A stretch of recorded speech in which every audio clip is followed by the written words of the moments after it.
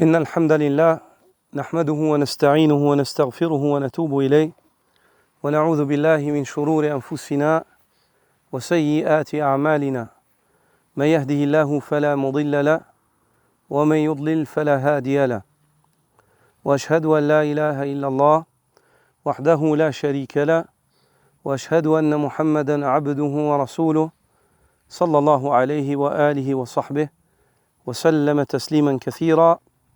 Amma ba'd. Parmi les fondations dans la croyance en les noms d'Allah subhanahu wa ta'ala chez les gens de la sunna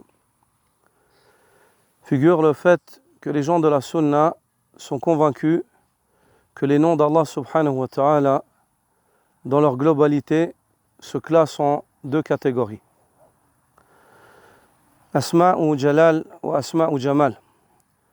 Des noms qui relèvent la majesté d'Allah subhanahu wa ta'ala et des noms qui relèvent le caractère magnifique d'Allah subhanahu wa ta'ala. La splendeur. Et cette croyance chez les gens de la sunna, ils la tirent du livre d'Allah subhanahu wa ta'ala.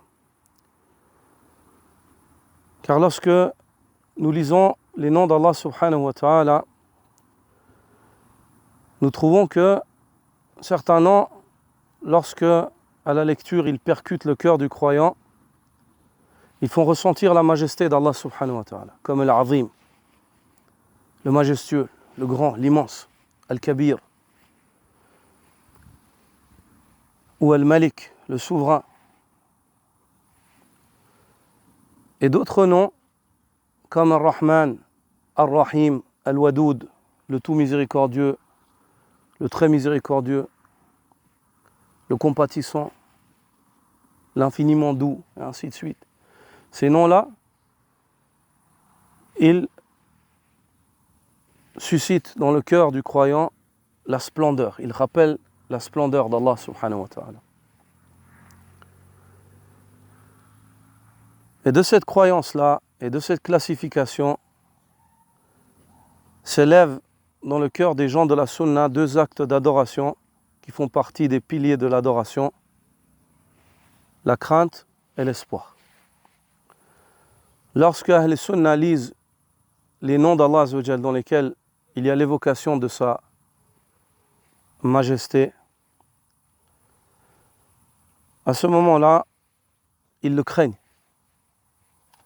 Et lorsque les gens de la sunna lisent des noms dans lesquels il y a la splendeur d'Allah, à ce moment-là, ils espèrent fortement en lui et en sa rencontre. Et l'espoir et la crainte sont quant à elles les moyens par le biais desquels les gens de la sunna témoignent de l'amour qu'ils ont à Allah subhanahu wa ta'ala. Les gens de la sunna expriment leur amour envers Allah en le craignant et en l'espérant. Et la crainte et l'espoir sont pour l'homme dans sa croyance ce que sont les deux jambes pour l'être humain physiquement. Une personne pour bien avancer, elle a besoin de deux pieds, deux jambes sur lesquelles elle tient, elle avance. Ces deux jambes-là dans le cœur du croyant sont la crainte et l'espoir. Par cette crainte et par cet espoir, il avance vers Allah subhanahu wa ta'ala. Par cette crainte et par cet espoir, il témoigne de l'amour qu'il a envers Allah subhanahu wa ta'ala. Car l'amour envers Allah n'est pas une simple prétention. L'amour envers Allah, c'est une chose à laquelle celui qui y prétend doit l'approuver.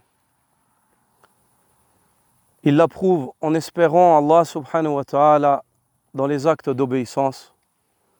Et il l'approuve en craignant Allah subhanahu wa ta'ala sur les limites qu'il a prescrites. Il ne les piétine pas. Allah Azza wa Jal, dans son livre, il évoque qu'à lui reviennent les plus beaux noms. Et il demande à ses serviteurs de l'invoquer par ces noms-là. Il dit « Walillahi al-asma'ul husna fad'uhu biha » Et à Allah reviennent les plus beaux noms, invoquez-le donc par ces noms-là. Puis Allah subhanahu wa ta'ala décrit ses serviteurs qui ont foi en Allah, qui l'invoquent par les noms par lesquels il leur a demandé de l'invoquer.